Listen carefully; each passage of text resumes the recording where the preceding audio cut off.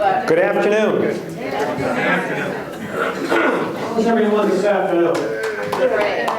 We're Oscar ready.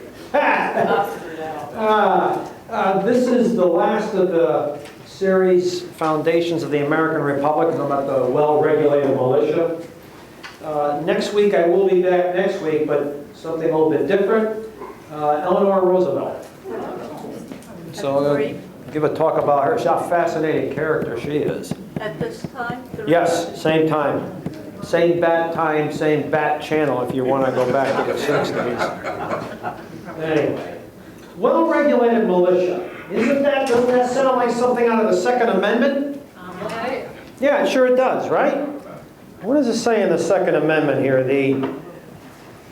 A well-regulated militia being necessary to the security of a free state. The right of the people to keep and bear arms shall not be infringed. Boy, is that a bone of contention with some people today? Yeah, it sure is. I'll tell you why, but it is a bone of contention. You know, I met a guy, I go to a group every so often up in Bridgewater, a bunch of guys that meet. And the last time I was there, a couple of months ago, I met this fellow, this Mr. Lauren, and he and I talked for about 45 minutes. And come to find out, his daughter was one of the teachers murdered up in Newtown. Interesting conversation I had about him and gun rights. You know, and he is a member of an organization that's trying to push for straightening out the problem. But he says the issue is not people wanting to go hunting or target shooting. He says that's not the issue here. He says that gets overblown. He says, but that's really not the issue here. Interesting to talk to him. Interesting. Anyway, well-regulated militia. You know, what is a well-regulated militia? At least as we're supposed to understand it, going back to colonial times, it was the citizen soldier concept. That's what this was. The citizen soldier concept, which, by the way, the Second Amendment as it reads, really doesn't exist anymore. National Guard is not the well-regulated militia as outlined in the Second Amendment. It's a bona fide reserve of the United States Army. So then you have to ask the question here, and I'm not going to make this a pro versus anti-gun talk, that's not where this is going to go, but it does beg the question. Who is now the well-regulated militia, the citizen soldier concept? Is it the common every American loving gun owner? I mean, that does lead to a discussion here. But anyway, citizen soldier concept. That comes before the American Revolution. I mean, keep in mind when the British stationed troops here, prior to the American Revolution, when it was a British colony, the militias in the 13 colonies here provided those pseudo soldiers, if you will, that would back up the British Army when they needed help. And so when you get to the French and Indian War, or the 7 Years' War if you prefer, I mean over here it's the French and Indian War, 1757 to 1763. But then again, if you stand back and look at it as a conflict beyond the French and Indian War, it's actually the war that's going on between the British and the French, not only here, but in colonial India. It's going on at the same time. Churchill called this the world's first global conflict. You know, Russia's not in this, the Japanese aren't in this, so it's really a global war? I don't know. But this is what Churchill states. But what happens here is, yes, 13 colonies, some of their militias were mobilized to fight and bolster British regular troops. George Washington will lead the Virginia militia into Pennsylvania with General Braddock to fight the French at near Fort Duquesne, which is now Pittsburgh. And so that's one of the reasons he's going to be named Commander-in-Chief of the Continental Army. The man had so-called combat experience. It's one of the reasons. But you see here, when this war is over with, and this had been coming on for quite some time, you know, these so-called citizen soldiers, these militias from various colonies here, they gained some sort of combat experience. of a sort. You know, when the white man comes here, he's going to be fighting the Indian. The Indian is not the kind of soldier that takes the field many times as a conventional soldier. They got artillery? They have navies? No. What do they usually do? Hit and run? Yeah, it is. Ah, guerrilla. There we are. There's the term guerrilla. Yeah. And to a certain extent, that's what your militias are. That's what your militias are. You know, and again, I mentioned this in an earlier talk, how our revolution really starts as a civil war. Tories and patriots against, Tories and loyalists against patriots. You know, many of these colonists didn't want to separate themselves from the crown. They didn't want to. And so we're eventually going to have a continental army of regulars, an army of sorts. You know, an army, and a conventional army will come with more experience. And what you see is absolutely fascinating here. You know, the 17th century, or the 18th century, then getting into the 20th. You see here, for the most part, in the beginning, most of the American military effort is what? Minutemen? You know, these were the guys, gee, the British are coming. So Joe, Wiz, and Alabama grab their muskets. They all meet at the common, march off, and they're hiding behind stone walls, rocks, or trees, take a few pot shots at the British, and then go back into the forest. And then they're back home by 4 o'clock picking their potatoes. Basically what you're seeing here. This isn't too much difference as to what the Viet Cong were doing to American troops in South Vietnam. It's the same sort of thing. It's the same sort of thing. The Vietnamese will do the same thing to the French. The Iraqis will do the same thing to us again in Iraq. And, you know, what didn't we learn from our own revolution? But you see here in the beginning, it's mostly a guerrilla effort or an effort done by your regulars. And then the Continental Army will come. Mao Zedong writes about this in a book called On Guerrilla Warfare. Yu Chi Chan in Chinese. Writes this in 1937. He states, anybody can learn military affairs. You don't have to go to West Point or Sandhurst or Annapolis or any of these places. Anybody can learn military affairs. Anybody can. And he says a guerrilla war starts with maybe 5, 10, 15, 20 guys. And he says, if you see an army patrol or a police patrol, 5, 10 guys, and you have 20, you jump them. And what you do, you kill them all, grab their guns, their boots, their ammunition, their food, and retreat. He says, but if you have 20 people, and you see an army patrol with 20 or 25 men, you don't attack. Let them go by. When you do this, you're in for the long haul. That's what real guerrilla warfare is, for the long haul. The Russians moving into Afghanistan ring a bell here? Mm-hmm. Mm-hmm. Yeah. Yeah, you're in it for the long haul. And some of these guerrillas, whether they're enamored with politics, whether it's for religion, whether it's just to be independent, you know, some of these people, and you saw this in some respects with the American Revolution, more so than with the Continental Army after a while. I mean, a lot of these people were what? Defending their farms, their towns, their villages. You know, in other words, they have a reason to fight. Well, what do you think some of these peasants were doing in Vietnam? They want the land. What do you think some of these farmers are trying to do? Keep their land. They don't want to lose it. Is that a good reason to fight? Yeah, I guess so. I guess so. But at the same time here, you had a commander-in-chief like George Washington who was not enamored with irregular warfare. General Charles Lee, who was a British holdover who came to join the colonies, stated, George, you're not going to take the field against the British regulars with the army you have and expect to win. Of course, Baron von Steuben will come over, introduce some of this Prussian training, and he'll help put the army together, and then with help from the French, you know what happens at Yorktown. But before you get there, Mao Zedong states, interesting, that a group of people can form a guerrilla band.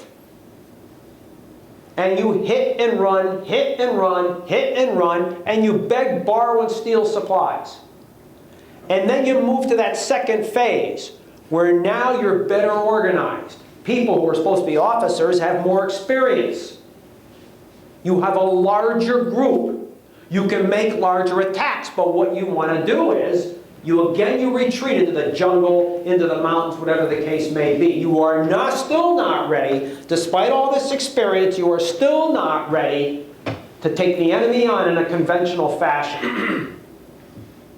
And you saw this in the 1945-49 Chinese Civil War. Because by 1947, going into 48-49, Chiang Kai-shek's Mao Zedong's 8th Route Army was ready to take the fight to Chiang Kai-shek in a conventional fashion. And they will win the Civil War. Just like Ho Chi Minh will do to the French. Guerrilla warfare, guerrilla warfare, guerrilla warfare. But when he was ready, Giap was ready, General Giap was ready, they took the field against the French in a conventional fashion, and guess who's going to win this? The Vietnamese. Same sort of thing happened here. Interesting here, you know, when you start a guerrilla movement, you have to make sure who's with you, who's against you, and who's neutral. If they're with you, fine. If they're neutral, you keep an eye on them. If they're against you, I don't have to tell you what you have to do. But what you want to do is make sure the population is with you. That's the hallmark of a successful guerrilla movement. The population is with you. You know that thing, winning the hearts and minds? Remember that one? Yeah, harder to do for an occupation force to do this. Mao Zedong called this the fish in the sea. The guerrillas are the fish, and the people are the sea. If the guerrillas are allowed to swim in this sea, guess who's going to win in the end? The guerrillas. Because the people supply food, shoes, clothes, maybe arms, so on and so forth. But most important, information. Guerrillas cannot exist without information. This went on down south with Thomas Sumter, Francis Marion, 1777, 78, 79, 1780.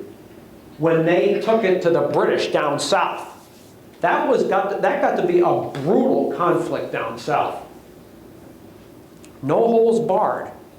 American patriots versus some of these Tories and loyalists. And then you had British commanders like Bannister Tarleton, who was a brute. Yes? No, you covered it. Yeah, Mr. Tarleton. But you saw, and what's fascinating, this guerrilla effort down the, you know, it's interesting. Francis Marion, the swamp fox. He'd make these raids, back into the Carolina swamps he'd go. The British couldn't get him. And the people were constantly giving them information, food, clothes, whatever it took. Again, the fish are able to swim in the sea. This is why that guerrilla effort was successful. It's why the Vietnamese were successful. It's why the Chinese were successful. Probably one of the reasons why Castro was successful. A lot of his so-called guerrilla group, some of these guys were peasants. They wanted the land. Not hard to figure this one out. Really isn't. But you see here, this effort bolsters the American army. And what's really, what is really interesting is, these guerrillas down south actually helped push the British Army out of the South. And they will eventually be trapped at Yorktown.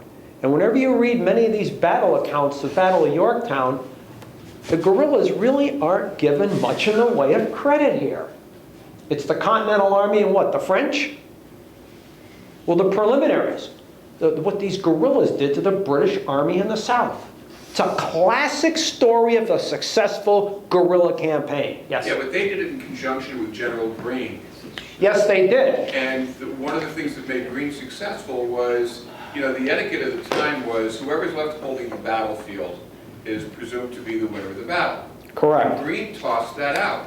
He was happy to fight a conventional war against the British, fighting a conventional war, but augmented by by the irregulars and the militia, and he was content to let the British have the battlefield. They walked away saying, oh, we won the battle, we held the battlefield, when in fact they were losing men and their supply lines were getting longer and longer. Well, this is the same rationale George Washington will adopt. In other words, we're not interested in maybe winning these battles, winning all these battles, keeping them here and wearing them out. That's basically what he's doing here. In fact, when you go back to 1861, this is the same strategy the South is going to employ. However, there's one big difference. You know, in the American Revolution, the British Army, their main base is 3,000 miles away. In the American Civil War, where is the North? Right across the Mason-Dixon line. That strategy is not going to work over the long haul. Yes? At Yorktown, the French fleet kept the British fleet from supporting the British Grand Patrol. Right. Didn't that turn the battle? That helps turn the battle, yeah. Control of the seas, victory at sea, like the series, yeah. But you see here with this idea of the citizen soldier concept, yeah, when the war is over, and this is where it becomes extremely important. Once the American Civil War is over with, we have a large standing army. In fact, I gave a talk on this 4 weeks ago at the South Norwalk Library on the Newburgh incident. You know, it's nice to have an army, but don't these, you know, it's nice to be patriotic. But these soldiers, I gotta eat. I have to eat. You know, the Articles of Confederation did not give the Continental Congress the power to tax. How are you gonna pay an army if you don't collect taxes? How's that gonna work? You're betting on these 13 colonies out of the goodness of their heart to contribute money? Some do, but keep in mind here, what kind of money? What kind of money are they printing up? This paper money, which is backed by nothing. Air. And so it's interesting, when the war is over, when you have these British soldiers who lose the war resplendent in these nice red and white uniforms, and an American army, which in many respects, some of these guys are wearing rags, they haven't been paid, they're hungry. In fact, in many instances, American farmers, patriotic farmers, did not want their own army setting up a bivouac next to their farm. If these guys haven't been paid and they haven't gotten their victuals or their rations, what do you think they're doing when they bivouac next to that farm? The cow's missing, a cow is missing, chickens are missing, grain is missing. Well, you can't blame them, really. And so this army, which is supposed to be protecting those farmers, is looting those farmers. And this is going to lead to a backlash here. In fact, a number of backlashes. Some regiments will almost practically revolt at the end of the war, going into the end of the war. A Connecticut regiment will revolt up here in Hartford, have to be put down. A number of them will. In fact, in January 1783, a Pennsylvania regiment will revolt in New Jersey. One of them even wants to march on the Continental Congress and at bayonet get what they want. It would seem that the conditions of the country politically are not very good here in 1783. And they win the revolution. George Washington will go there. He will tell them, pick out 4 of your ringleaders. They will. He will have 2 of them shot. That's a Stalinist approach. Hey, if that's what you have to do, that's what you have to do. But the greater danger was in Newburgh, the officers. You know, it's one thing when the rank and file want to make their presence felt. It's different with officers. The events are murky, but supposedly Horatio Gates was involved in this, Alexander Hamilton, Robert Morris of the Continental Congress. The background politics was people like Alexander Hamilton and Robert Morris were looking for a strong central government as opposed to those who thought otherwise in the Continental Congress. Maybe we can use a disgruntled army to help us. That's dangerous. There were some officers who wanted George Washington to take over. Can you imagine that would have turned us into a banana republic or a military dictatorship? Things aren't looking as rosy as some people would like to think in 1783. And so George Washington calls a meeting of the officers on March 15, 1783. They don't think he's going to show up. Horatio Gates will get, and Gates and Washington didn't get along, you know. Horatio Gates thought he didn't get his proper due when he defeated the British in the fall of 1777 at Saratoga. That's because he didn't. Benedict Arnold. Well, you know, this is how he feels. And so he gets up to talk, and who walks in? George Washington. Gates immediately gets off the stage. And George Washington makes this impassioned plea. Give the Continental Congress a chance. They will pay you. You'll get some of these guys get new clothes, whatever the case may be. Give them a chance. We're forming a nation. You know, you're not going to get what you want right away. And then he makes a big show of reaching into his tunic and pulling his glasses out to read a letter. And all of a sudden there's all these murmurs, and there's a lot of officers in this barracks listening to him. And there's a murmur. He thought those murmurs were, we don't want to listen to him. That's not what the murmurs were. Oh my gosh, the commander-in-chief, he's got an eye problem. He's got eye problems. For I have gone nearly blind in your service. Yeah. And he said, he gets in, he goes to put his glasses on, and he makes a show of putting the glasses on. And he said, and he makes reference to the fact, well, you fellows have lost money. I've lost something else, my eyesight. What do you think happened to the wind and the sails of these malcontents? Many of these officers and soldiers will get IOUs, not to be addressed until 1790. But keep in mind one thing. Some of these guys were destitute enough where they had to sell off many of those IOUs to investors and speculators. They will cash them in and they will make money. Because the fellows who sold those IOUs, you think they got them at face value? Discount, right. And it's not going to be until 1818 that an act will be passed by Congress to see to the financial relief via pensions and so on and so forth. 1818, that's after the War of 1812. And so when you hear about what happened to these Vietnam vets, go back generations to the Continental Army. Officers were promised a half-pay pension for life. Soldiers were promised, well, you'll get 4 months' pay when the war is over. They don't get, a lot of these guys don't get this money. Keep in mind, some of these soldiers had left the farms in the hands of their wives and their children while they're off fighting. A lot of conflict going on here. But Congress understands this. And the last thing they want is a large standing army when the war is over with. One of the reasons is these potential mutinies. This country's fortunate, it really is. We could have wound up as a military dictatorship or a banana republic. This was one of George Washington's finest hours as far as I'm concerned, putting down this potential mutiny. And then allowing the political progression to continue. Constitution, Bill of Rights, so on and so forth. But you see here, the founders also consult history. You know, a large standing army, what? Bolsters a monarch. That's not what we want here. We're putting together a republic. Henceforth, the Second Amendment.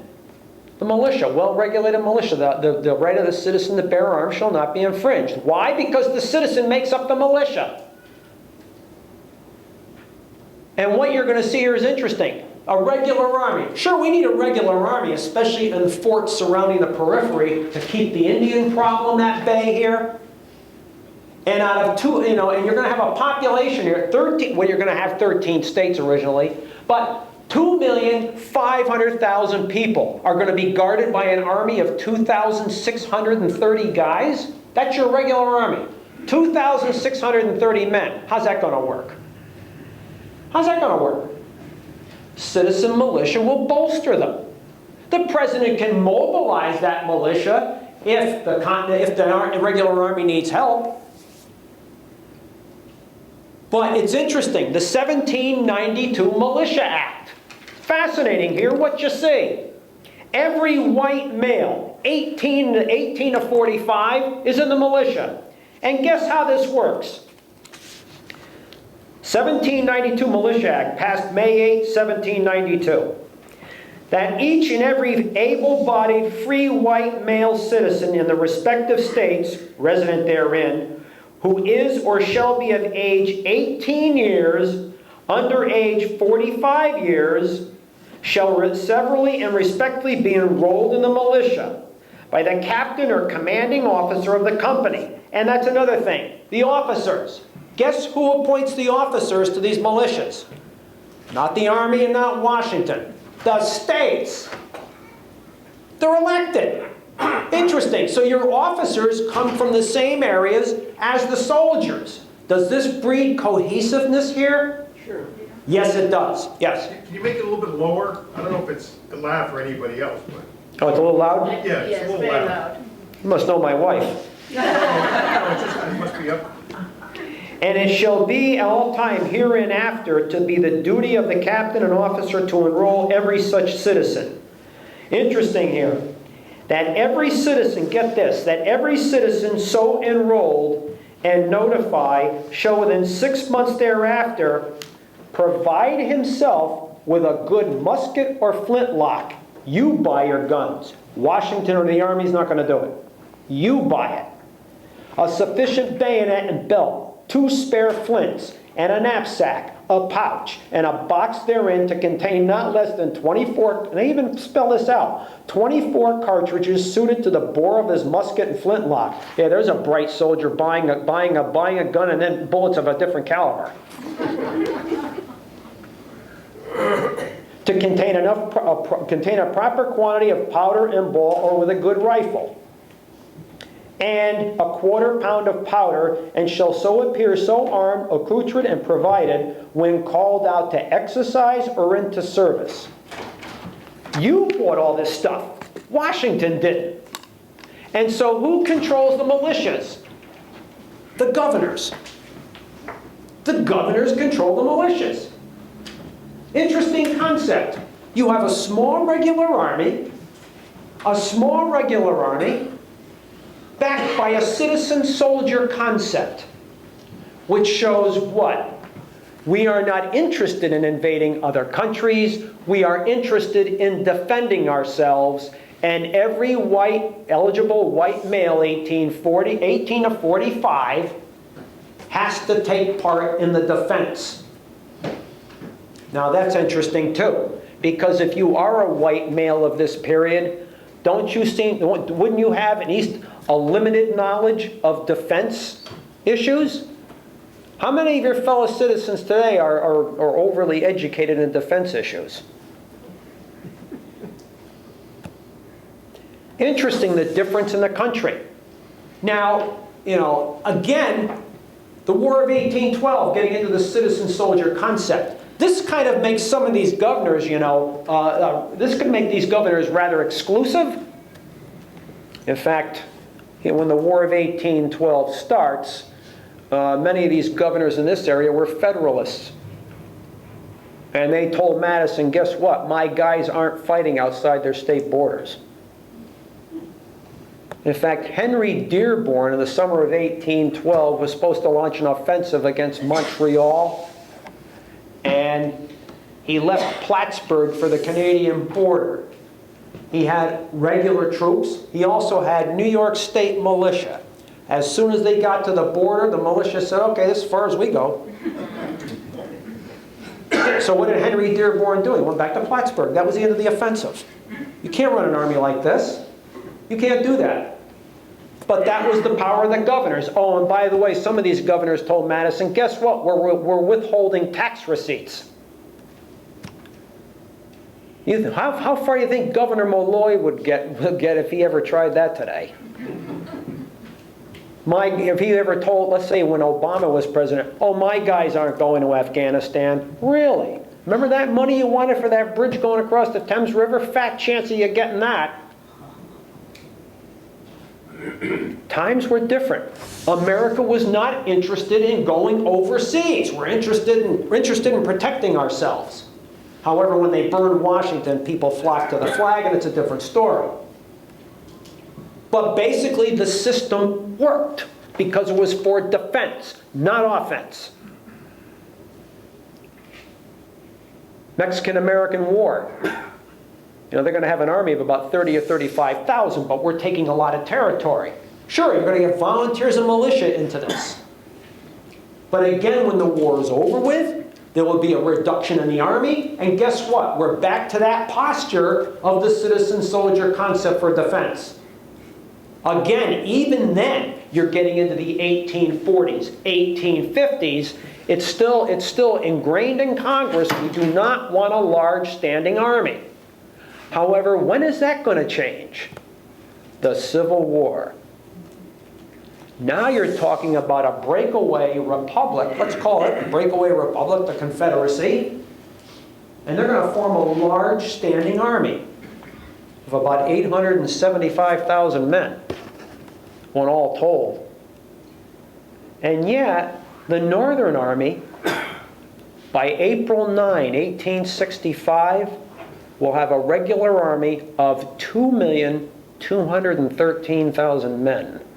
It is the largest army in the history of North America up to this point.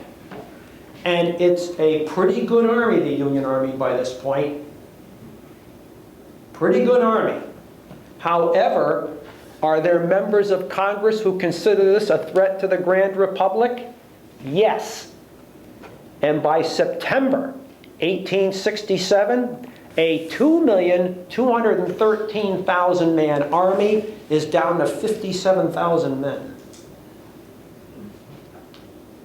By 1868, September, October 1868, it's down to about 37,313 men. And by 1874, about 28,000 men. And so, yes, you read, they went back to the posture of the citizen-soldier concept. However, as America begins to industrialize and America begins to modernize, you know, again, and I mentioned this earlier, I said at the end of the Civil War, you know, we're moving away from our agrarian roots and moving away to a more modern posture with the age of the Industrial Revolution. Capitalism. You know, serfdom's gone here. Serfdom's going. But what? You're getting now people who are not tied to the land anymore. Burgeoning middle class. People have a few bucks in their pocket. They're able to be mobile. They're not tied to the land. That's going out. And so you'll have 144,000 factories in 1865, 335,000 by 1900. We produced $2 billion worth of manufactured goods in 1850, $11.5 billion in 1900. Went up 5.5 times in 50 years. And big time finance. You know, some of these bankers and big businessmen understand that as we increase our industrial capacity, the population can't digest all these goods. What's the answer to that? Exports, foreign markets, right? Okay, well, if you're taking your place on the world stage, how are you supposed to protect assets overseas? With a bunch of citizen soldiers armed with muskets? That's not going to work. Blue Water Navy. Beg your pardon? Blue Water Navy. Blue Water Navy. That's going to come before the Army. 1880s, the New Steel Navy. America is acclimating itself to its new posture as a global power. But a turning point is big here. The Spanish-American War. Nobody talks about this war anymore. It lasts 4 months. Big deal. What's to talk about? There's a lot to talk about. This thing manifests destiny. You know, this great quest across this great and wondrous land that we love. It's beautiful. It's a beautiful country. It really is. The politics might stink, but the country's beautiful.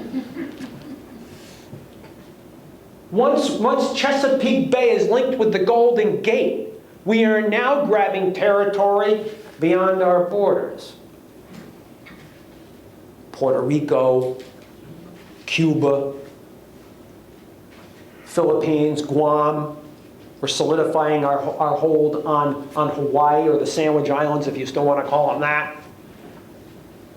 And so, by doing that, land is no longer being taken by the average American on the North American continent anymore. You know, Mom, Pa Kettle is not grabbing land in the Philippines. The Army and Navy is now doing that. Manifest destiny changes. And when this war is over with, President McKinley will hire a New York lawyer by the name of Elihu Root. Root has no military experience, but Root has a head on his shoulders. Come out with the Root reforms in 1899. And the Root reforms entail now an Army War College. We already have a Navy War College in the early 1880s. Now an Army War College. We're now going to have a general staff, a bona fide general staff. The Militia Act of 1792 will be replaced by the National Guard Act of 1903.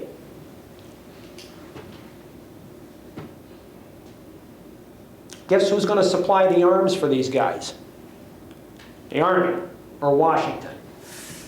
The National Guard now will train with regular troops 5 days a year and meet on their own 15 days a year. And they're going to start being paid for the 5 days they train with the regular Army. And no longer will these guys be federalized for 3 months. It's now 9 months. 1908, subsidiary legislation is passed.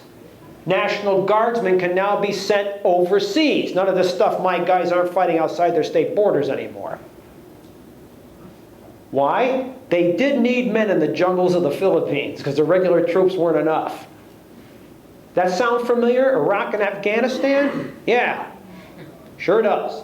An attorney general will later overturn that. But again, it will come back in 1916 with the National Defense Act of 1916. Why? Well, we had to send troops into Mexico. Remember when they chased Pancho Villa? But what happens the following year for us? World War I. No longer will these guys train for 5 days a year with the Army. It will now be 15. And where they were meeting at one point for 24 days a year, they'll now meet 48. And they're going to start getting paid for that. Oh, and by the way, when they're federalized, like in World War I, they're federalized for the duration. What happened to the governor's control of the citizen soldiers? Are they losing it? Yeah. Yes. And where is it going? To the center. And because of what's happening with the Industrial Revolution and capitalism, the sophistication of society, no longer can the states appoint officers anymore. You were seeing in the Civil War with things like the Aeronautical Corps, or the Balloon Corps, as the press coined the term, with Thaddeus Lowe in command of those balloonists, air power in the Army.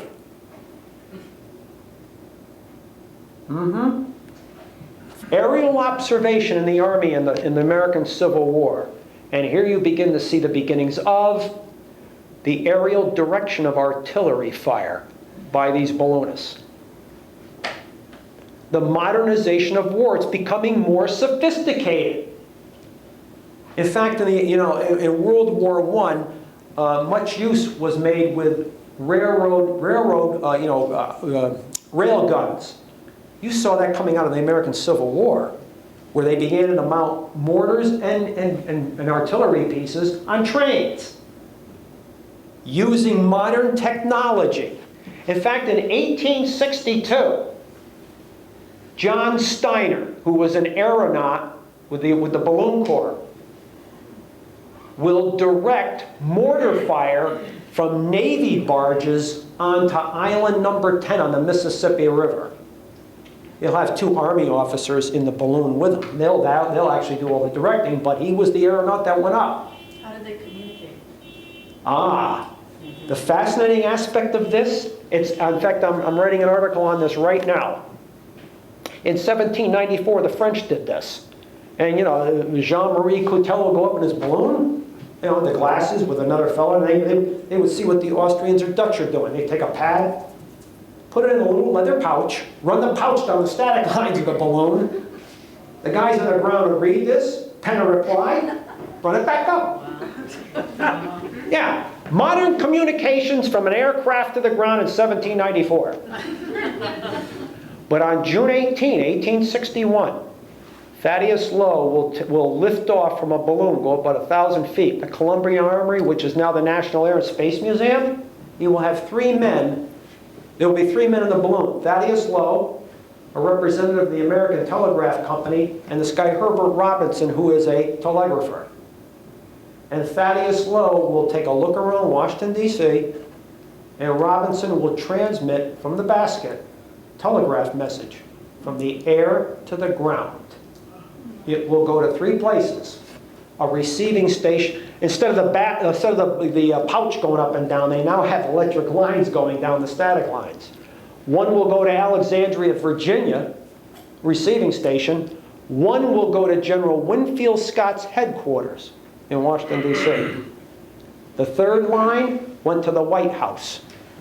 So Abraham Lincoln is the first head of state in history to accept an electronic message from an aircraft to the ground. He was a booster of the idea of aerial observation. Interesting, so does this breed more sophistication in military affairs? Yes. So how can you have citizen soldiers doing this? You can't have somebody from Jerkwater, Tennessee, flying a $30 million Apache attack helicopter. It's not going to work. In other words, a professional army. That's coming. That's what comes out of the Spanish-American War. This growing sophistication in military affairs, plus the specialization of tasks. You didn't have aerial observers before 1794. In fact, the French are the first. They opened up a school in 1794 to teach people to be aeronauts. It's the first air power school. The growing sophistication of military affairs in a world that's becoming more and more sophisticated and scientifically and technologically oriented. Citizen soldier concept is going the way of the dodo. And so you see, by the Second World War, this idea of a more modern, sophisticated, more professionally trained army. In fact, by the 1920 National Defense Act, a National Guard general will represent the National Guard on the general staff. So we've gone from having the governors control this to now power moving to the center. And by 1933, the National Defense Act of 1933, soldiers of the National Guard will not only be taking oaths to their governors, who else are they going to be taking an oath to? Right. Interesting, too, because it's fascinating. 1933-34, when that happens here, when Hitler solidifies his control on Germany after the Night of the Long Knives, the German army will have to, I now take my oath to Adolf Hitler, the Führer of the Third Reich. Wow. The army's not taking an oath to Germany, but to the Führer. The growing sophistication, modernity of the age of the Industrial Revolution, technology, capitalism, you are seeing the commercialization of war. It's exactly what you're seeing here. And things like the citizen soldier concept are now being cast into the dustbin of history. It's fascinating, this progression that we've seen develop here. Absolutely fascinating. Has that changed how America is? Of course it has. Of course it has. Interesting. Absolutely fascinating. I would like to see George Washington take a look at the country now. And she laughs. Would be interesting. Absolutely fascinating. You know, again, George Washington was one who said in his farewell address, we don't need a large standing army. We also don't need to have alliances. Beware of entangling alliances. He wasn't interested in business deals or embassies. He was interested in us having an alliance. The country in question then would have been France. You know, it does say in our Constitution the president is supposed to go before Congress and ask for that declaration of war. That doesn't happen anymore. Again, I remember Jim Himes, it's only a few months ago, railing against a man from his own party, Barack Obama, for not properly consulting Congress before putting Americans into this thing with the Europeans in Libya. Whatever happened to the War Powers Act? No, why bother with that either? This is what George Washington warned against, followed in turn by another president who will warn against things along the same lines. Dwight Eisenhower, remember this? The military-industrial complex. But by World War II, it's virtually too late. You know, the growing sophistication of war has made it to the point where you need a professionally trained officer class. It's almost like the officer class is now part of your society. Unlike how it was part of the society in the 18th century. Yes? Citizen soldier versus professional soldier. Like, there's no draft anymore. So is it a professional soldier or is it still a citizen? Yeah, but you don't have enough of them, so you hire it done. Private contractors, which many of these guys were at one time were in what? Regular armies? Now they're fighting for private corporations that staff their own forces, like G Corporation, which at one point was Blackwater. They have their own air capability, their own ground capability. You know, that was Eric Prince, who formed that company, who, by the way, is Betsy DeVos's brother. Mm-hmm. Yeah. And so that's interesting, isn't it? And so, yes, you've seen, and it's interesting, too, because if you go back to the 17th and 18th centuries, and Eric, you would know this, many of your soldiers were either professionals or volunteers. But as war gets larger and larger and larger, that's not working. You have to conscript entire populations and economies for war. Now what do you say? Professional soldiers. Or what? Private contractors. And so there's your back. Somebody mentioned the draft before. Well, there's your backdoor draft. You don't have enough guys that want to show up and fight, take an oath to the flag and Constitution? We'll hire it done. And so now it seems like we're back to the days with the British East India Company. Only now it's Bechtel, Albertson, so on and so forth. How history goes around.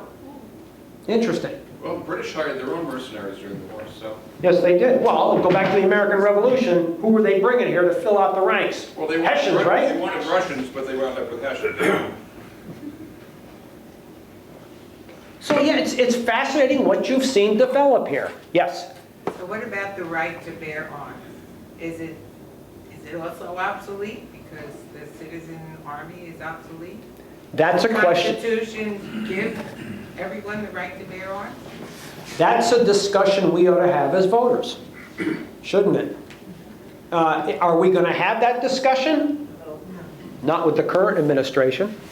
You wouldn't have had that discussion if Hillary got in. You're not going to get that discussion in any of these administrations. No one wants to touch that with a 10-foot pole.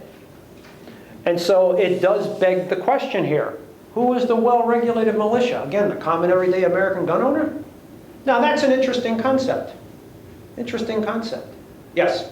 Well, one of the questions that is never going to be decided was the intent of the Second Amendment to provide the citizen soldier, the well-regulated militia, the means to protect the country Or was it intended to allow the citizen to protect itself from the central government?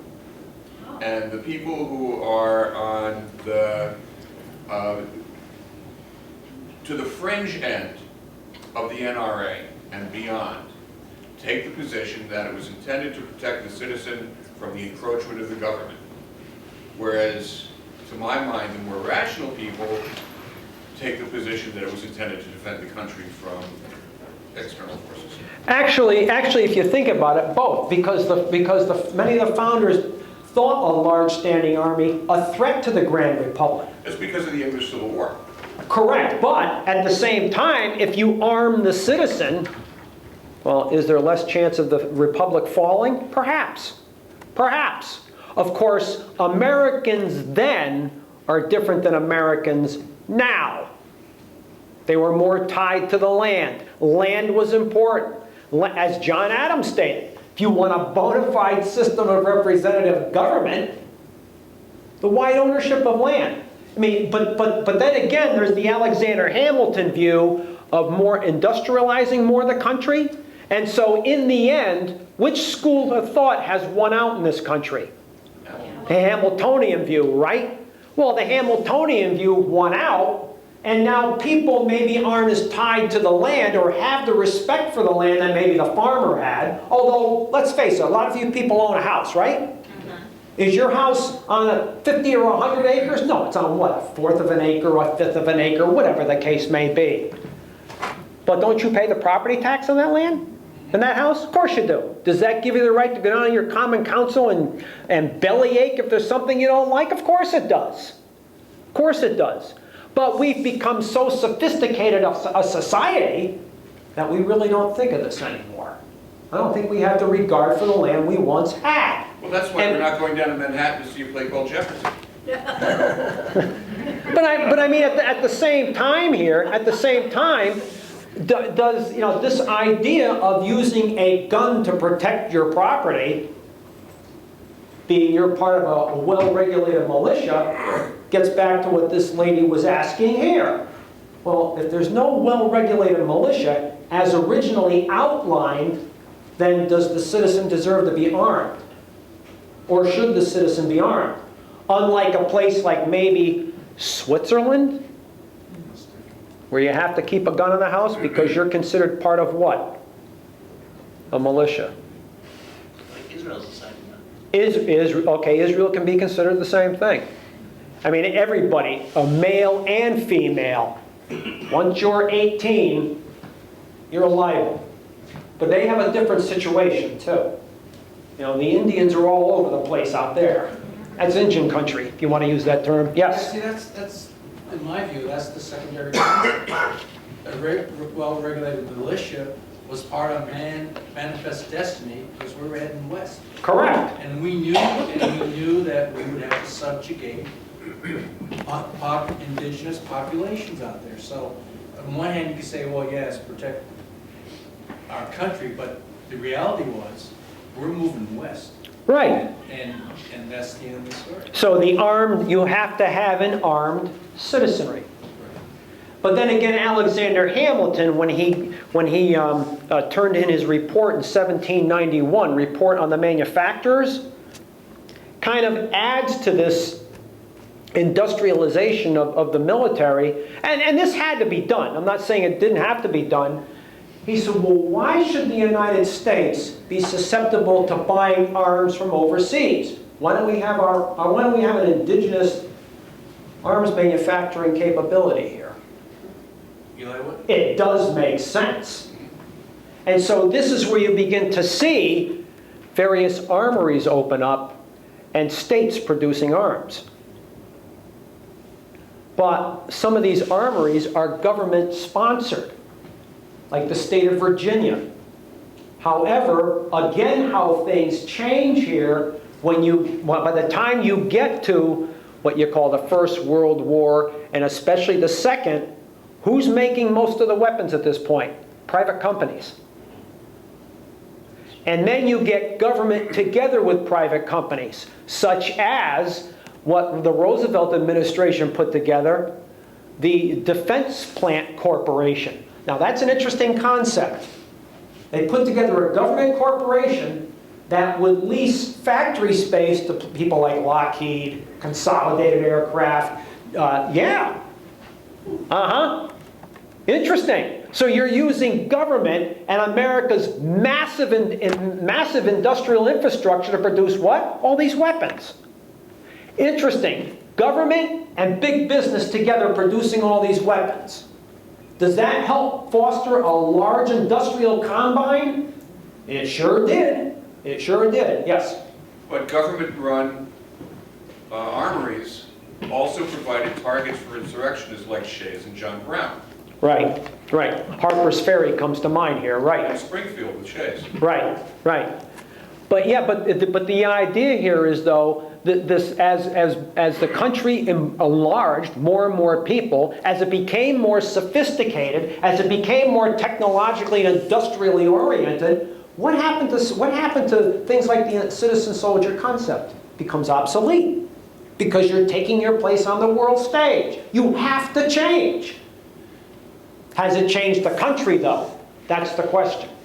You know, it's interesting here, too. When you go back to the Spanish-American War, Congress appropriated $50 million for that war. It only lasts 4 months, the war, Spanish-American War itself. 30 million of the 50 went to the Navy. 20 million went to the Army. Everyone loved the Navy in that war. Everyone loved the Navy. The Army, they needed work. Keep in mind that Army, this shows you where we've gone from 1898 to, let's say, even the Second World War. The Army was only like 26,000 men. And they had been chasing Plains Indians. You are now asking an army that had been chasing Plains Indians now to fight an army of a competitor in the imperialist club, the Spanish army. They're not Indians on the plains anymore. You're now fighting an army from a competing colonial power. It's a good thing we weren't fighting the British, the French, the Germans, or the German-trained Japanese army. This country would have got its clock claimed. The Spanish are a declining power. It's like anything else. If you want to get into the big leagues, you got to start with the B League first. But Washington understood what was happening here. When McKinley called out, in fact, in the War of 1898, there were governors who told McKinley, hey, guess what? My guys, the militias aren't fighting outside their state borders. Yeah, we'll fight if the Spanish invade the United States, we'll fight. And so what does McKinley do? Puts out the call, we need volunteers. Now keep in mind the snafu that develops here. You've got an army of 26,000 men. What is your logistics system geared to? An army of 26,000 men. How is a logistics system for 26,000 men supposed to handle 150 to 180,000 men? Now, what do you think happened with that? It was a monumental effort to finally load troops onto these unair-conditioned rust buckets in Tampa, Florida, and move them 90 miles to Cuba. Imagine being in one of those fetid holes with mules. And yet, in 20 years, this shows you where the country's going. In 20 years, this country will move 2,084,000 men to France over 3,000 miles of ocean. What happened here? The change in the country. We got away from that concept of not having a large standing army to becoming a country that will need a large standing army. Yes? Can we just, to go back to the original reason for going back, tying the question bearing arms with the militia. Mm-hmm. The idea was, I think what you were saying was, it was state-based and it was protecting essentially each state separately until we federalized it over time. Well, if you go back to that era in question, you had these militias in each colony, then each state. Right. And everyone, all white males 18 to 45 are armed. And you did still have an Indian problem. Even when you defeated the British, you still had an Indian problem. What I'm asking is, when I talk to strict interpreters of the Constitution, the Right. argument is, Right. we don't have a militia any longer, but we still have the the need for, in effect, in quotes, a citizen army to protect against the, the usurpation of power by the feds. This is the argument that is always used. Correct. Yet we've moved away from that, but this is the argument that's used for the right to bear arms. When going into that, into this discussion, I remember I was in a discussion one night a couple of years ago. And it was less than a year ago. These guys who were really, I used to competitively shoot. So I would tilt toward the citizen being armed. However, I used to be an NRA member, I left. Because to me, they're not as interested in fostering my Second Amendment as they are fronting for the gun companies. But that's a different discussion. However, I said, okay, I'll give you that. I'm going out to buy this because Obama's going to take my guns away. I said, okay, you do what you want. But I said, what comes down to this? We now have a Patriot Act, which infringes on the Constitution. We now have Citizens United. What did Obama do? In his National Defense Act, we now have military detention in this country. He prosecuted more whistleblowers, they're not spies, than any other president. I said, so at the same time, and I said, Wall Street's taking your money left and right. I said, so this idea of using the gun to protect you from Washington, you guys should have opened fire 5 years ago. What are you waiting for? I said, so what is the common, I purposely told him this, I said, what does that make us as the common everyday American gun owner? Cattle, like Ron Paul said? Paper tiger? Well, I don't know. I said, well, then grab a gun, start blasting. By the way, as an aside, I looked up Betsy DeVos's brother, who you just mentioned. Eric Prince. He's apparently very much tied into the Trump administration through Mercer and now Bannon. Renaissance Technologies. Where he's advising them secretly, it says, maybe it's fake news, that he's advising him on the fighting ISIS. Right. So there's this whole thing going on behind the scenes that we don't know about. Well, after the Iraq War, he was supposedly in China advising the Chinese. Oh, yeah. And now he's They back believe again. in these roving, as you said, subcontracted armies because we don't have a volunteer army. Correct. And so, this, of course, Eric Prince starts this in the 90s when the Clintons were in power. And yeah, they had quite a capability. The Blackwater did. And it's not only them, it's Wack and Hut. I mean, there's the DynCorp. There's a variety of them. Which is the one Cheney was connected to? Well, Cheney was connected with, Blackwater was one of them. I thought was one of them. Because I asked my son, I said, hey, Eric, do you ever meet any of these Blackwater guys in Iraq? He goes, yeah, I met them. And he says, they're getting paid 4, 5, 6 times what I'm doing. If I'm getting paid, do the same thing. I said, yeah, but you take your oath of allegiance to the Constitution, they're allied to a check. He goes, yeah, I know. Yes? So, Mark, if we have a standing army, and if we have mercenaries that we hire... Pay for? Yes. Then we no longer need volunteers or the draft? Well, that's the question. When you're talking about the citizen soldier, that was for immediate defense. You actually had skin in the game. Yes. You're protecting your property, you're protecting your family, and you're protecting your neighbor, because everyone's in this together. Now there's a community scene. In fact, you can actually make references to this during the Depression. When some of these farmers were foreclosed on, there's that word, foreclosed. And, and the bank would send a representative with the papers. And there were stories of these farmers out in the Midwest. The bank representative would go there with the foreclosure papers. He'd get to the farm, and there's the farmer sitting on the front porch, and he's not alone. With some of his neighbors armed with Winchesters and sawed-off shotguns. You will go ahead and serve those papers.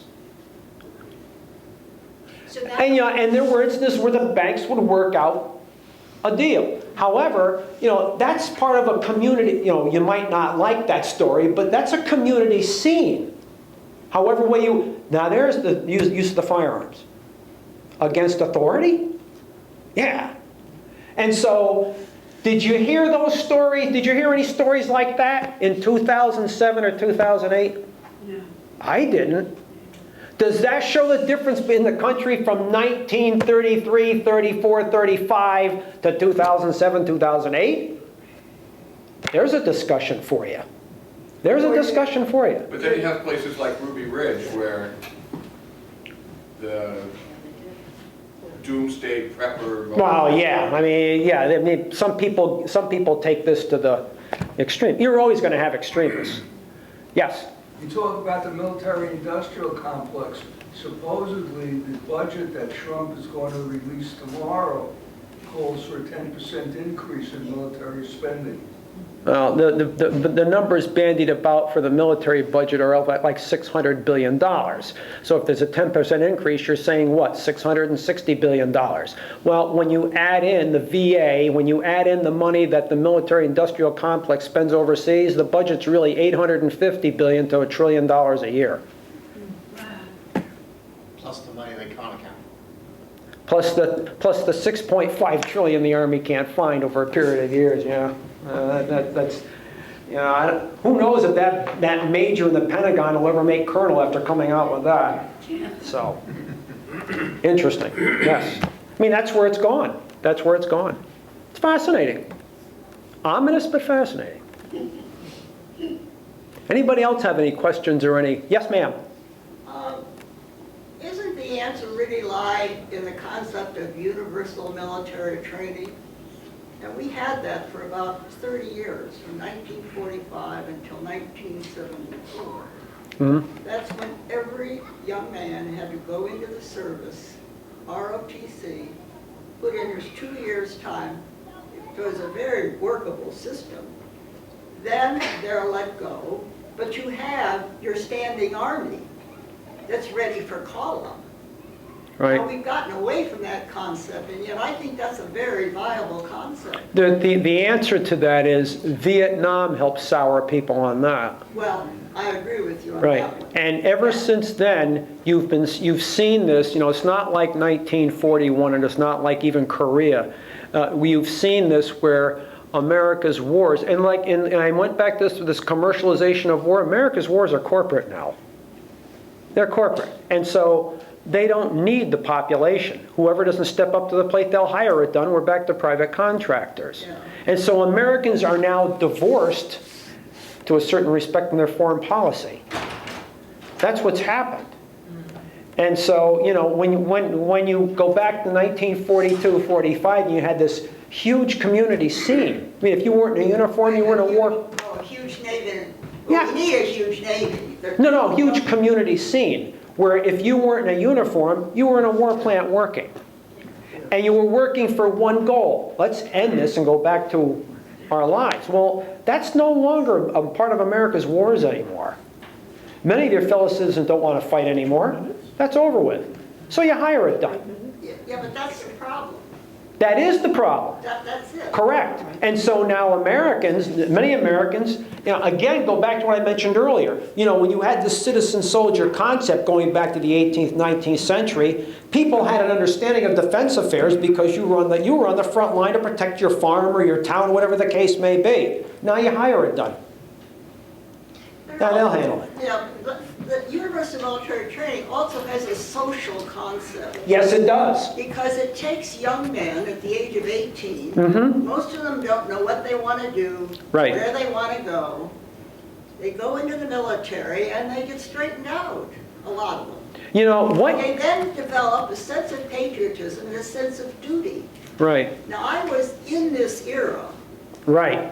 and I can tell you, the young men I met in that era, my age, were a much more decent group than they are today. Well, you know, again, that goes back to a somewhat of a simpler time as opposed to now. And so you had more of an affinity. In fact, going back to where you're saying people had more trust in their government. Do you have that now? I'm sorry. sir. People had more trust in their government. Do you have that now? Yeah, there's some truth to that. You know- That's what I was a Republican. I'm no longer a Republican. So was I. I used to be a I no Republican. longer trust our government. No, I used to be a Republican myself. But go back to just before we got into World War II. You know, there was a study done, and they, you know, this growing affinity towards air power. And France had done this, Italy had done this, Germany used the Lufthansa for this. Getting their pilots ready to do what? Become military pilots. And so this country came out with the Civilian Pilots Training Program. And upwards of some 60,000 pilots will be trained on the taxpayer dole Oh, yeah. as pilots. And when the war came, you know, and the Army, this is, in fact, because I was doing some research on it, the Army's interesting. The ground forces wanted to train artillerymen to be pilots to spot for the field artillery, to call an artillery fire direction. But they thought in the beginning they might get a head start by taking in some of these pilots who went through that civilian pilot training program. And you're right, you know, you're taking people who aren't military yet, but the government's training you to be a pilot. So when the war does, they know the war is coming at this point. So when the war comes, we have 60,000 men all set to go, be pilots, right? They'll just be trained by either the Army or the Navy to fly Army or Navy aircraft. And then they went into the civilian Correct. air defense. Or Correct. However, when the Army wanted these pilots to fly these little Piper Cubs to spot for the field artillery, by the time it came to get these pilots, they'd all been spoken for. The Army and Navy grabbed them all. But yes, you see here that there was an attempt by the Roosevelt administration to teach young men how to fly, so when the time came, we don't have to play catch up here. We've already got 60,000 pilots ready for advanced training. This is something along the lines you're talking about. Well, now the other thing with the universal military training is you train a lot of young men to go out and get jobs. They have a background of experience. Some of them go into communications. Right. That really is the answer in my mind. Well, it used to be, bouncing off what you're saying, you'll remember this, that when you had all these airlines, where did the pilots come from? From the military. And who paid for those pilots' training? Taxpayer. Now, since we don't have as many airlines anymore, and the world has caught up, so there's a lot of airline competitors now. How many Air Force, Marine, and Navy, there's still a number of them, wind up in the civilian airlines? A lot of these pilots now weren't trained by the military anymore. So the airlines saved themselves a lot of money because you paid for the pilot's training. So when that pilot got out of the military, where else is he going to go for a steady job? Well, The airlines. but Interesting. not all of them went to work for the No, not all of them did. Some became private pilots. I know some of them. They found a private aircraft company that they would work for, piloting executives around people like this. Oh, yes. Interesting. So yeah, so whenever I hear from some of these extreme conservatives, well, government programs don't work. Really? What planet are you on? A taxpayer-sponsored military pilot who, you know, the taxpayer pays for his training, and then when he's done with his 4 or 8 years in the military, works for TWA, United Airlines, so on and so forth. Also, another part of this thinking is that a number of them went into politics, and they had a much different attitude towards their country. Like John Glenn? Served for 2 years in the universal military training aspect. Now, those people are exiting from the government at the moment. They've reached the ages of 70, 80s, Right, bumping up against 90. right. Those trained congressmen are disappearing, and what's coming in at the bottom end now, I think, is regrettable. Well, I mean, you know, going back again a few years, yes, you had people like John Glenn. George McGovern was a bomber pilot, World War II. John Warner, Right. Senator Warner was in the Navy and the Marine Corps. Right. Bob Dole, ex-World War II military. I mean, a lot of these guys were. And yeah, of course, as we get away from World War II, that influence is slipping away. I mean, wasn't Bob Dole the real last World War II presidential candidate? Before it was a baby boomer affair. And what was the last decent Republican president we had? Eisenhower. Well, George H. Bush was a... Bush. Right. Let's see, Bush was a... What Republican? Well, some people are saying George Bush Sr. Senior, yeah. Yeah, Bush 41 if you want to use that one. I mean, he was a Navy dive bomber Yeah, pilot. but he was part of the group that's brought us to the mess we're in today. Well, yeah, going back to what you're saying before about Eisenhower, yes, World War II, of course, he was an overall commander. He was commander of Allied forces in Europe. And he was a New Deal Republican, is what he was. Okay, but that brings up one of the very interesting points today, that Trump is picking generals to head up Homeland Security, the Defense Department, and there's the one other, the advisor in the White House. Right. I don't think, I place a great deal of confidence in those three, not necessarily Flynn, the three that just came. I think they'll keep Trump under their control. Now, this is yet to be revealed. Well, going back to what this gentleman was referencing before, Robert Mercer with Renaissance Technologies, it's interesting what you see develop here, because Renaissance Technologies contributed $33,108,000 to Republican causes this in 2016. Most of that money went to the Trump campaign. And yet Robert Mercer and his daughter Rebecca, she's another one, who are wedded to extreme right causes, were two of the biggest boosters or lobbying to have Kellyanne Conway and Steve Bannon put into the White House. Now, what group was that again? Renaissance Technology. Robert Mercer and his daughter Rebecca. And they are part of the Koch brothers clique. Isn't Mercer, he's a hedge fund? Correct. Yeah, Renaissance Technology is a fancy name for a hedge fund. And so, interesting what you see. Well, Mike Pence is a Koch brothers disciple. Mike Pompeo, the CIA Koch brothers. So Trump's a maverick? Okay. Yes. Hi. First of all, I'd like to say thank you very much for your talks. I don't have a question. I find the whole thing fascinating. It is fascinating. I love American history, and you know, I brought along a book that I was given to read about a year ago called Common Courage. And I found it absolutely, a word out of your vocabulary, fascinating. It's about a Connecticut family, farm family from East Haddam, I think, as far as I remember.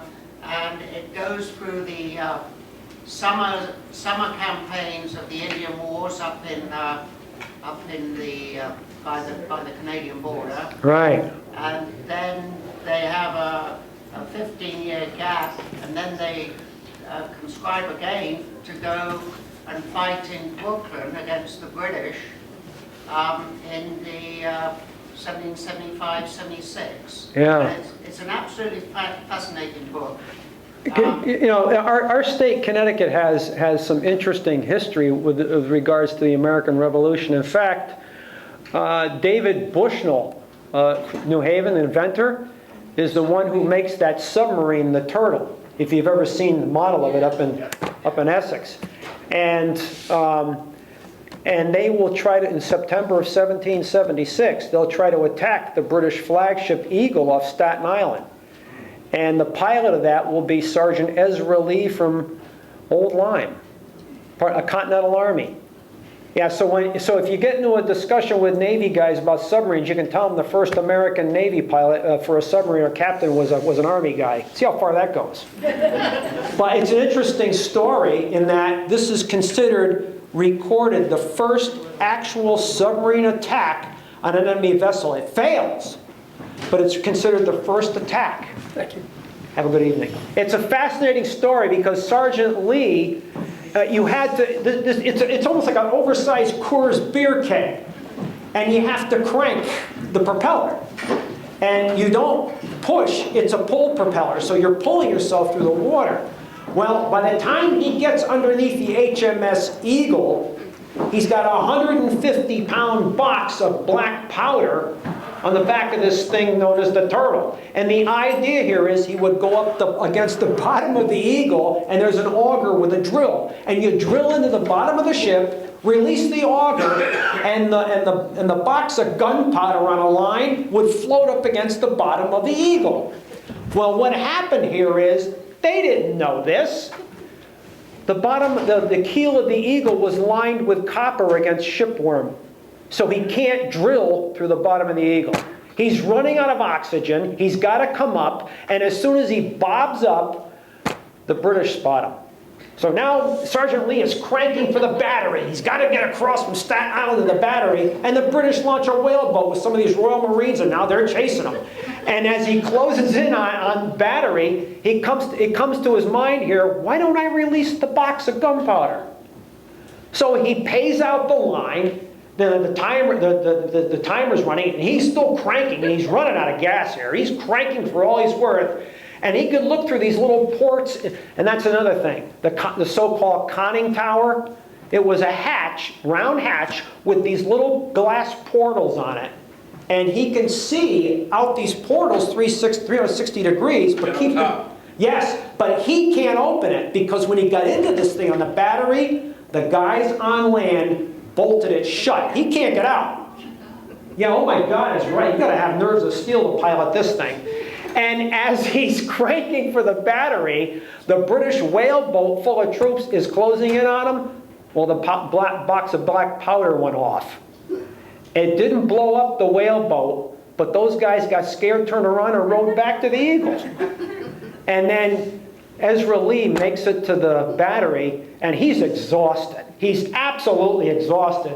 And the soldiers undo the bolts, they pull it over, and they got to haul him out.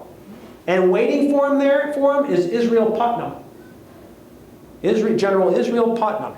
And George Washington will later write, this was an effort in genius. It's a fascinating story. It really is. Even the little journey going from the battery, and at one point he gets caught by the current. He's going to get tossed out to sea. Then the current changes and he's got to crank again. It's a fascinating saga. Yes? Ezra Lee wasn't even supposed to be the guy to pilot the Turtle. It was supposed to be Bushnell's brother, Ezra, but he got kicked over. Now, the other thing, too, is in the course of inventing the submarine, Bushnell also invented the depth gauge. He invented the snorkel. Which Lee was using every so often to, and then back down he'd go again. He used foxfire for luminescence on the gauges, so he could read them in the dark. Yep. He invented the screw propeller. A lot of this stuff is still in use on modern submarines. Right. And what he would do is he was able to allow water to come in, and then he had a little pump and pump the water back out. He had stone for ballast and used water ballast. He also invented dive planes. Yeah. It's an interesting, it's a fascinating saga. It really is, the Turtle. First recorded attack on an enemy ship by a submarine. There were 2 more attempts. He attempted another attack on another British ship off of Bloomingdale, and he actually blew up a couple of small boats up in Old Line. Yeah, but I mean, it's the forerunner of what the Confederates are going to do with the Hunley. Yeah.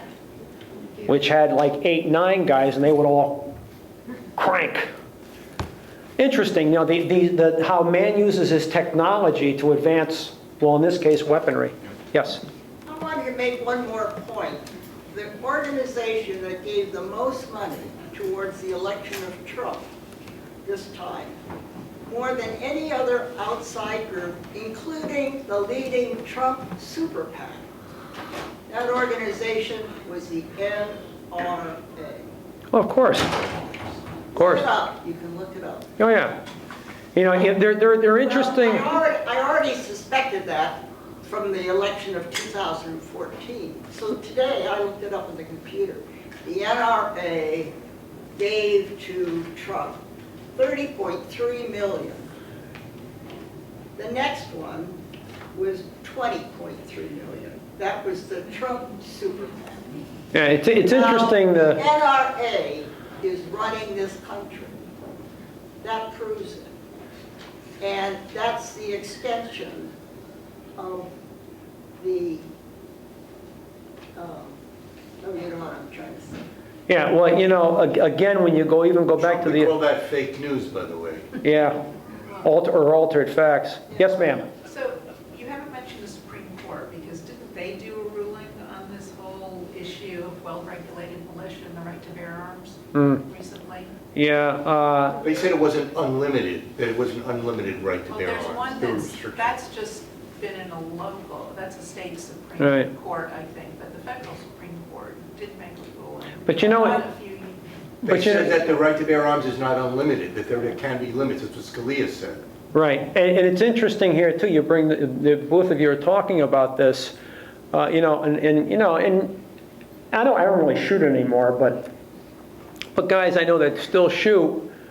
You know, they say, well, I'm going to buy, you know, every once in a while you get this guy, I'm going to buy this gun because I get it before it's no longer available. You know, this thing about like the assault weapons ban, okay. Any machinist worth his salt, if he's got a lathe, can make you a fully automatic weapon in an hour and a half. So what are you going to do? Are you going to license every machinist in the country? You know, and in fact, I remember guys telling me that the M1, I love the M1 carbine. I love shooting with an M1 carbine. It's fun to shoot. Yeah, you were taught, because that's a semi-auto, fire as fast as you pull the trigger. Yeah, you were taught if you were in a tough situation, and this happened in Korea, by the way. You drop the trigger assembly, file off the sear, put the trigger assembly back on, and you can do this. Doesn't take long. And all of a sudden you So yeah, there are ways around these things with if you know how to use machinery, whatever the case may be. Interesting. It's fascinating. Well, the National Rifle Association also contributed to the senatorial races, 6 of them. 5 of those Republican senators won. Yeah, but historically, The one that didn't was the one in Nevada, the one that was going to replace Harry Reid. right. But you know, historically speaking, you know, whenever you hear these people say, well, you know, they'll never get rid of the firearms or whatever, go back to March, April 1862, when George McClellan, launched a large federal Union Army invasion across the Virginia Peninsula, going toward Richmond, and Jefferson Davis pulled the government out and left Richmond in the hands of a General John Winder. Winder essentially became the military governor of the Confederate capital. Well, if you're under martial law, things change, right? And so what happened here? You had to have a passport to get in and out of your hotel. Well, they got to know who's in the hotel and who's not, right? You needed paperwork to get on a train and get out of town, or whatever the case may be. They kept a tight control on food, and guess what else Winder announced? You got firearms. You got to bring them into the Confederate Bureau in Richmond. Now you go down to South today and tell some chitlins and cornbread boy you're going to take his gun. Yeah. They get that gun all right, business end first. The sale of firearms has fallen off since Trump was elected. Remarkable. Yeah, interesting how that is. The power of suggestion. Yeah. But here again, you see there is precedent in this country for a government to step in and stop you buying a firearm. Interesting. Interesting. Fascinating.